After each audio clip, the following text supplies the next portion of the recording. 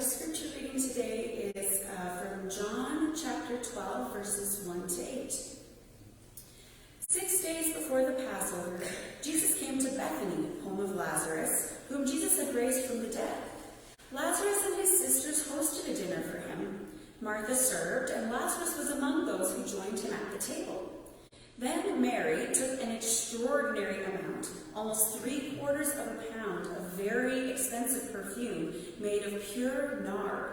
She anointed Jesus' feet with it, then wiped his feet dry with her hair. The house was filled with the aroma of the perfume. Judas Iscariot, one of his disciples, the one who was about to betray him, complained, "This perfume was worth a year's wages. Why wasn't it sold and the money given to the poor?" He said this not because he cared about the poor, but because he was a thief. He carried the money bag and would take what was in it. Then Jesus said, "Leave her alone. This perfume was to be used in preparation for my burial, and this is how she has used it. You will always have the poor among you, but you won't always have me." Pastor Will, please.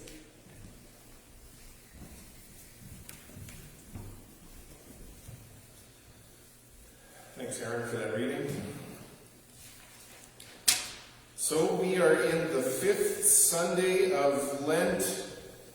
Some of you have made difficult decisions of things that you will give up. My children are in the Catholic school system in Calgary, and unbeknownst to me, they had been asked to give things up for Lent. They are good students, good children, good Christian children. So they agreed they would give things up. So I asked them today how it was going. Felicity has given up candy, she said, and I thought that would be fairly difficult. But I also noticed she's been pretty hungry for salty snacks like chips and crackers. So maybe not exactly a full giving up of snacks, but she's doing okay with it. Sebastian has given up folding paper airplanes. And that's a fairly difficult loss that he's experienced. But they are understanding what it means to give things up. Lent can be an uncomfortable time for those reasons that we willingly take ourselves into some of the darker stories of the Bible. And it can be uncomfortable, but some of us understand the necessity of that discomfort. In many of our lives, we have uncomfortable things in our past, and we recognize we've come to a better spot because of that awareness. But also, there are people around us who are going through difficult things, and if we can put ourselves into difficult stories, then we can be empathetic when the people around us tell us their difficult stories. So this one might not quite feel like one of those. This isn't as gruesome, this isn't as unjust as the crucifixion story. This isn't as comprehensive as a flood story.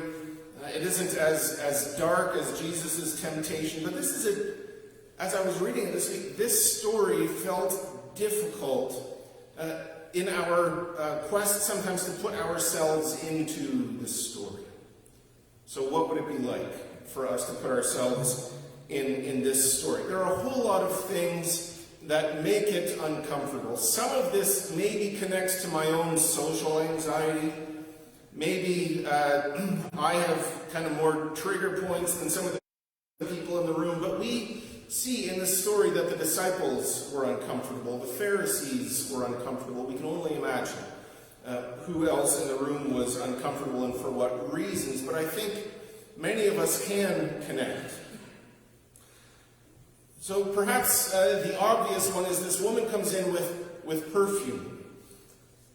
Many of us know what it's like to be in an elevator with somebody who's wearing a generous amount of personal fragrance.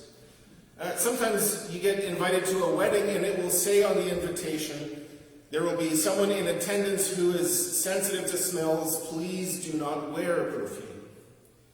And I always happily comply with that because I'm not a fan of it myself. But we've been in places like that where all of a sudden we are overwhelmed with the smell. Many of you get to choose your own places when you're shopping. Some of you get dragged into stores you don't want to go to. And there are places, and if you're not ready for the smells, they will overcome you. There are lots of places that sell homemade soaps and bath bombs and lotions and fragrances. You just open the door and it hits you like a wave. Or you can go to fancy candle shops, and there's so many smells coming off of these candles that you're supposed to buy that they sometimes have a little cup of coffee beans, so that if you smell the coffee beans, it cleanses the palate, and then you can tell the difference between the smells again. Right? The smells are so powerful, they're like, here, just take this for a little while, it'll give you a bit of reprieve before we bombard you with smells again. And the latest place to go to have to avoid smells are the essential oil shops. Sometimes you can get them from individual retailers, friends who are doing kind of at-home marketing or whatever it's called. But you can go into these places and they have all sorts of smells, and some are coming out of vaporizers, and some they're ready to roll on your forehead with little magical peppermint balls or whatever it is. These places can overwhelm you if you are not ready, but if that's what you're there for, usually when you go into those places, somebody is there for the smell. Probably somebody else has been dragged along, not ready for the smells. But I went into an essential oil place a while ago, and I said, hey, there's this story in the Bible that I'd like to connect with. Do you have any nard? And the person I was talking to didn't know what I was talking about, so she got her manager. The manager came out and she said, well, the plant is called spikenard, and it grows in remote mountainous regions of Tibet in ecologically sensitive areas. So you can't, we don't sell it, she said. Our higher-ups have made a decision that is unethical to produce and sell spikenard, so it's not available. And then they sold me some frankincense. So they managed to do a little bit of a bait and switch there. Frankincense is quite nice, if you get a chance. But it's this situation where so many things are tied into this. This woman had perfume made of spikenard. It grew in mountainous regions in Bible times. It grows there now. It's a lot of work to get it. And so that part doesn't factor into the experience of the people in the room, but it does factor into their awareness of the price. So here they are, these men, I think entirely men, sitting in this room, suddenly full of this fragrance. And I've been in shops where the wall hits me and I have to leave. For me to be a friendly, helpful partner in the shopping experience, it would be better for me not to be in the room. So here are these men, there's this fragrance, they can't escape it. It's all they can think about. It's all they see. It's all they sense. This is better than see. But also, this is a male space. And we don't operate this way anymore, and I think in a lot of ways for the better. But this is a male space. Men are sitting around talking. They are asking male questions. They're eating like men eat. They're laughing and burping and all of the things that men do in that space. They're telling male stories. And all of a sudden, a woman comes into the space. And a woman violates the space. And not just, it's not that she comes in. Women would have come in to serve food. Women would have come in for various reasons. But she comes in a very female way, with female smells. And then it's on his feet, and we don't see all the same details. And this story is told a few different ways, so there's kind of a mishmash of details. But it's on his feet, and she wipes her hair on his feet. This is a female action. And then the men aren't sure, well, we're unhappy, we don't like this intrusion, but we don't know if we can send her away because it might be insensitive to send a woman away. But we're not happy. So this is kind of the thing in some of us men trying to be progressive and with the times and all, but we try to be sensitive to female concerns, but we also feel like, okay, but can I speak up in this case? Do I get to be concerned about this thing? And I feel like the men around Jesus knew, okay, Jesus makes space for women in ways that we might not be comfortable with. But maybe this isn't one where Jesus should be doing this.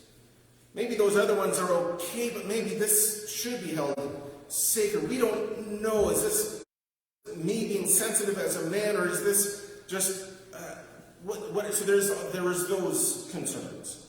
There's that dynamic of the room. And emotion. Before she came in, there wasn't really emotion. They were exchanging ideas. They were discussing theological matters. We can only guess. It doesn't give us a word-for-word exchange that was happening before it, but we sort of understand. This is what happens when Jesus talks to his disciples. When Jesus talks to religious leaders and people who would follow Jesus around, they want to know his interpretation of this story. They want to know his understanding of this Old Testament law. And so this is an exchange of ideas. This is a discussion about rules. This is a emotionless space. And now this woman comes in. What is she doing? There's an emotion of love, and not even romantic love, just love, or still a reckless kind of love, that she's doing this generous thing for him.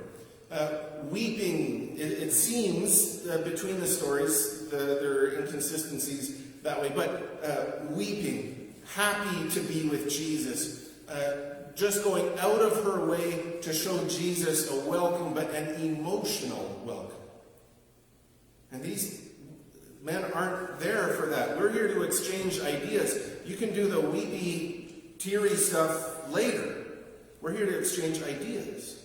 So all of the things that the men came for have now been violated. Now, put myself in that room. I kind of like sitting around and talking about ideas and interpretations of laws and rules and stories. And I kind of prefer to do that in a non-emotional space. That's maybe one of my weaknesses, but that's how I want to engage in those stories. So I can identify with those men in the room. Hey, you've interrupted this Bible study that we're doing. You've interrupted this calm, collected exchange of ideas with your emotional display. And there's two more. Some of the things that they would have been talking about, she's gone against them. And in this story, Jesus goes against some of the things that they held dear and that we continue to hold dear. So what she's doing in a lot of ways is drawing attention to herself. And in my upbringing, that was among the worst things that you could do. If a new style of clothing was popular, or a new style of music became popular, that was sort of the filter. Could we buy those clothes? Well, no, it will draw attention to you. I remember somebody had an extra pair of pants. They handed them down to me. I thought, oh, these pants are cool. Well, they were a little bit too cool. They had a little bit the wrong decorations that drew the wrong kind of attention, my mother thought. And all of a sudden, those jeans disappeared. So here, this woman is drawing attention to herself.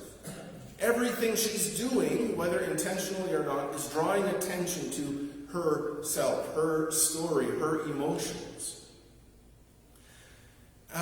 They've also, not just because they're talking about ideas, but they have religious leaders. They have, this gathering is talking about holy things. And she's interrupted a holy gathering. When religious leaders get together and talk about serious things, that becomes a serious place. And it's the wrong kind of serious now, all of a sudden.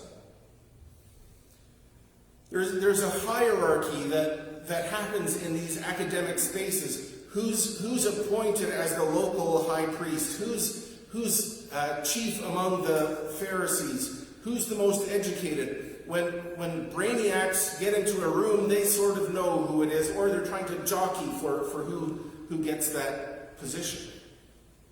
So then you have to be smart enough to be the next one to speak. This woman isn't paying any attention to that hierarchy. She's coming in and she's asserting her spot to speak next. And the other guys, they were taking their turns based on the hierarchy in their minds. She's totally gone against that. And I know for myself, that's sort of how I work in a space, like, okay, is it my turn to talk yet? Well, I said the last thing, I'll wait. This person, I think I can speak next. Well, she's not waiting for that. She hasn't calculated in her mind when it's the right time to go in. She went in when she was ready. And then Jesus' answer is, hey, forget about the waste. You'll always have the poor with you. And in the room, there were probably people who took almsgiving pretty seriously.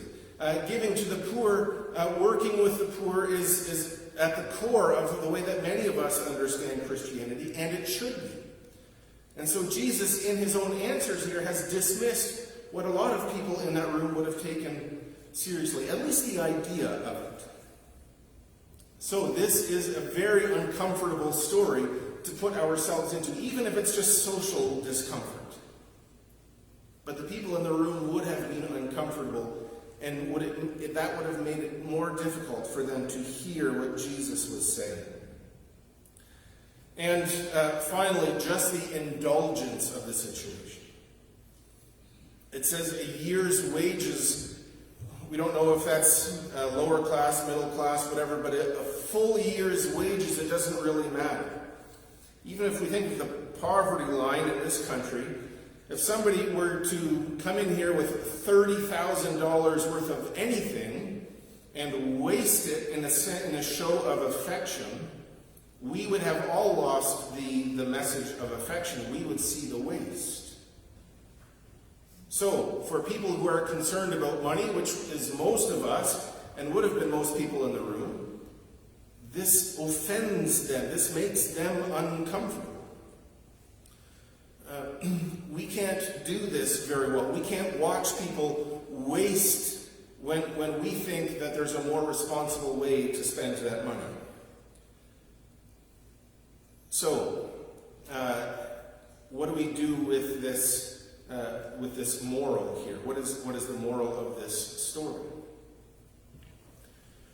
Well, it seems that there is a message of abundance here, that this woman is living into Jesus' understanding of abundance, and everyone else in the room is stuck in a mindset of scarcity, that we don't have enough, that we need to protect and preserve what we have rather than being wasteful and giving away a whole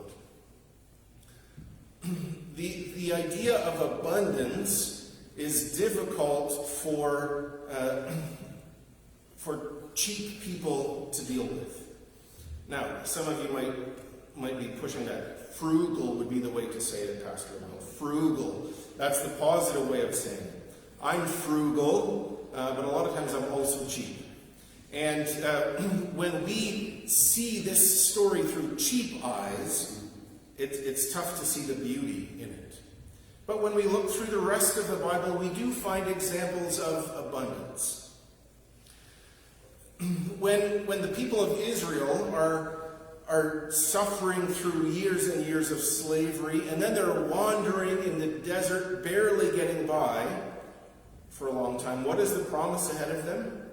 Abundance. They are going to a land of milk and honey. And when the spies go in there, they bring back stories of grapes so big you can't carry them, of fields that are plentiful. They bring back stories of abundance.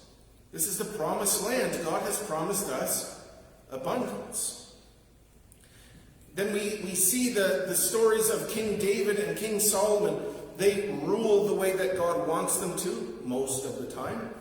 And as a result of that, they are given abundance. Solomon wants to be wise. He doesn't care about wealth. He doesn't care about military power or legacy. He wants to make wise decisions. And as a result, what does God give him? Abundance.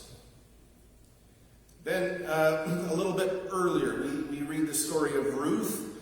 And Ruth's family, her mother-in-law Naomi, has a connection to a piece of land that they sort of need permission to re-access. And there's this kinsman redeemer who can redeem it. We don't even know his name.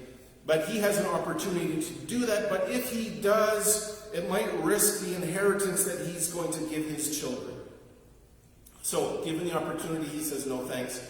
I have to take care of my children. I have to make sure that my children have enough. He has a scarcity mindset.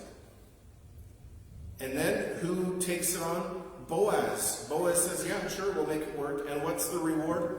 Abundance. This story is consistent through the Old Testament. And then in the New Testament, Jesus tells stories. Jesus is involved in stories like that where there's abundance. Jesus goes to a wedding and they run out of wine. But there's these barrels that are set aside for ritual purification, for people to wash their hands of imperfections in a ceremonial way. Well, Jesus takes those barrels that are there for that ceremonial purpose and he turns them magically into wine. Abundance. And then later on, Jesus is talking about the thief who comes in the night to kill and steal and destroy. But he says, I have come that you may have life and life abundantly. There's also a story in Luke chapter 15. We read from Luke 15 last week, although this was the story before that, where Jesus tells a story, a parable of a woman who lost one of her silver coins. She only had 10. She lost one. She's looking everywhere. She can't find it. And then when she does, she throws a party.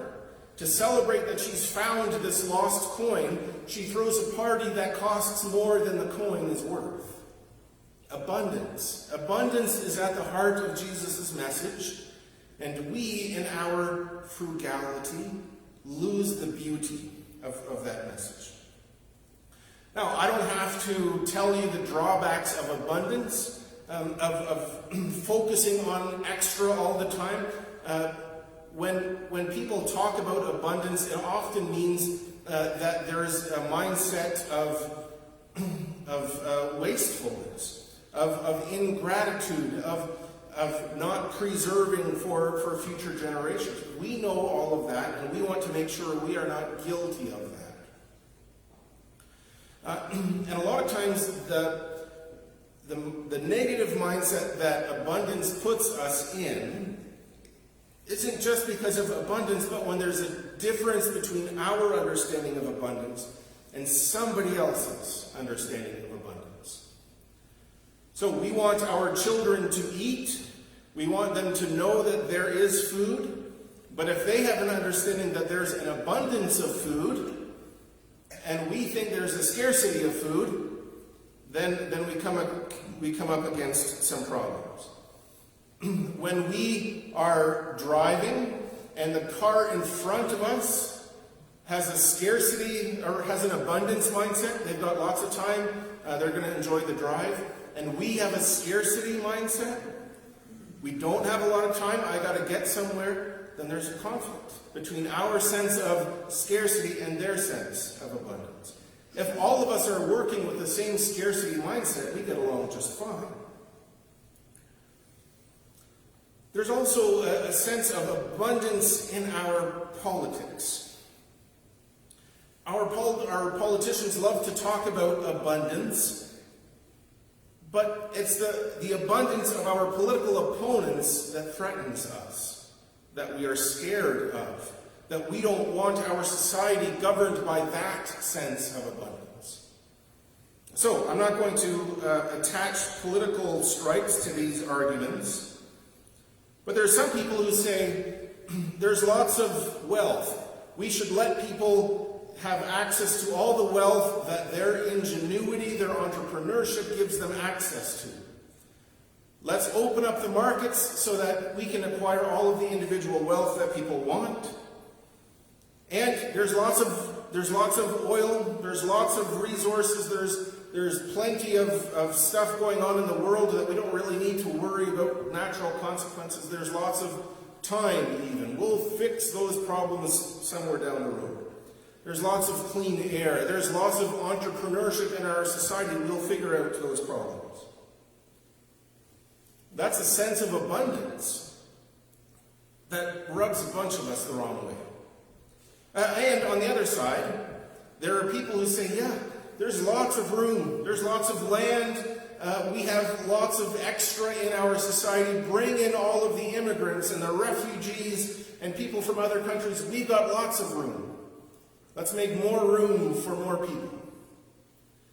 And then other people, and then many of the same people will say, and there's lots of collective wealth, we have lots of money in our society. And we can use that money for a lot of collective good, social programs, and things like that. There's lots of wealth to go around. There's an abundance of wealth. So let's use it for the good of the people around us. And they will say there's lots of clean energy available. Let's put up all the solar panels and the wind turbines and all of the things that we can to get more clean power because there's so much of it. And there's lots of creativity. Let's lean on this creativity to develop new problems, and let's fund this creativity, not develop new problems, new solutions to old problems. And let's fund all of these things that give creative people the space to fix problems even though there might not be a lot of money in it otherwise. That freedom, that abundance is inspiring to some and threatening to others. We love abundance when it's our kind of abundance. But also the children's story sort of touched on what we see in the natural world, that there's a natural abundance. When seasons change, and we'll soon start to see more flowers growing and plants growing, and these plants function in a system of abundance. And if you suffer from seasonal allergies, you understand that abundance. Because flowers don't make just enough pollen for themselves. They make an abundance of pollen. Plants don't make just enough seeds to continue the line of trees. They make an abundance. There's so many extra acorns from the trees that the squirrels can gather them for the winter. The trees aren't giving extra acorns for the squirrels, they're giving acorns so that more trees will grow, but they grow in abundance. The sheep grow in abundance of wool. We operate in a sense of abundance because plants, if they're properly mature, they give 100 times more seeds than they need for their own reproduction. And then we get to eat those seeds. All around us is abundance. A lot of times when a topic comes up on the church schedule, when there's a story that comes up, I look at that topic and I say, that's not really a strength of mine. We should get in a guest speaker. And this is kind of one of those. Obviously, I didn't get a guest speaker, but this isn't a strength of mine, to look around at the world around me and see abundance. It's not something that comes naturally to me, partly because of the way I was brought up, partly because of the emphases that I have in my life, partly some things that have happened in my life. So a leader, a speaker, is sometimes supposed to say, hey everybody, come join me in this new and better way of living. Sometimes I think I can do that, but in this case I'm in the dark room with other people saying, hey everybody, here's a window where we can look out and see how things could be. The Bible is full of these stories of abundance if we allow ourselves So, some of you may be operating on a scarcity of time mindset, and that I understand. So I'm going to wrap this up shortly. There are a number of drawbacks to a scarcity mindset. So some of you, in a lot of ways, you're not ready to jump into a world of abundance just yet. It makes sense. There's only so much money to go around. There's only so much emotional space that we have. We can only endure so much risk and suffering. So maybe you're not quite ready to jump ship to a sense of abundance. Brene Brown says the opposite of scarcity is not abundance, but adequacy. The opposite of scarcity isn't abundance, but enough. And that already is a lesson that many of us need to learn. Yeah, money is a little bit short sometimes. Emotional space, processing energy can be short. But you are enough. What you are bringing to the table, what you have to offer your families, your workplaces, your neighbors, you are enough. And if you get nothing else from this sermon, I hope that will ring true. But the understanding of scarcity is hard to get away from. So I wanted to just highlight a few drawbacks of a scarcity worldview. And informed by this story. So everyone in the room has a scarcity mindset.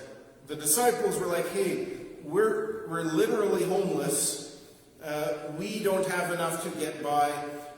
With a little bit more money, boy, we could travel more. We could get the message of Jesus out a little bit better.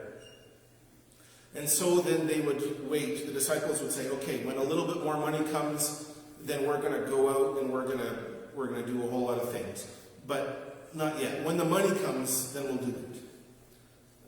And this happens in the world of business too, that if you have a scarcity mindset, you will never make the investments. You'll never take the chances that you need to do. And the same thing is true in ministry. If you're sitting back waiting for the right money to come, the right opportunities to come, the right staff people to come, if you're waiting for that, you'll never make the actions that you need to do. Then we need to get out of that scarcity mindset, because there is an abundance. Also, Jesus is sort of challenging them to say, listen, you'll always have the poor with you. You will always have that opportunity to give and to serve. But this woman sees something bigger is going on right now. That all of you have been given a gift. You get to spend time with the Son of Man, the human one, whatever your translation would put in Jesus' lips. I am here. The Son of God is among you. This woman gets it and she wants to celebrate. And you can be frugal the rest of the year, but when it's time to celebrate, you celebrate. And so when we're in a mindset of scarcity, we don't celebrate the things that should be celebrated. We don't live into that generous reality. We don't live into that world of abundance because we can't see the beauty of the thing, because the only thing we can see is the cost of the celebration. But when we focus on the celebration, then all of a sudden the abundance can come. So, let's look at this story not through the eyes of the skeptics that come so naturally to us. Let's look at the story through the eyes of Mary, the eyes of the woman in the story who sees the abundance, sees the celebration, and sees the opportunity. May we in our lives, in our church, and in our neighborhoods see the abundance that is all around us and participate in the celebration. Amen.